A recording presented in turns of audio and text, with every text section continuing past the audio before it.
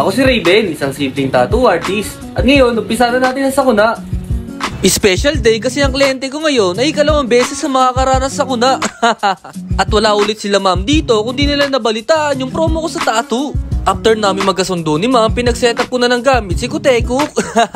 Ang project ko pala kila ma'am ay isang flower na couple tattoo. Basta ang sabi nila sa akin ay mag-best friend daw sila since day 1. And after ko may lapat yung design nila, agad-agad ko na sinimulan. Bago ang sakuna, nagpaalam si ma'am kung pwede daw ba siyang tatuan ng puyat. Actually, di talaga pwedeng tatuan ng isang puyat. Pumayag na lang ako dahil minimalisan naman ang kanilang ipapagawa. Pero kung big piece tattoo design ang pinagawa ni mama, hindi ko siya tatanggapin at pagpapahingayin ko muna siya.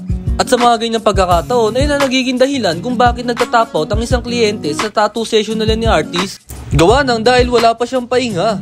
Kaya mas better bago kayo magtatuan ni artist ay nakakondisyon ng iyong katawan, may sapat kang tulog at kain. Dahil nagkakahaba na naman tayo ng kwentuhan, ito na po yung outcome.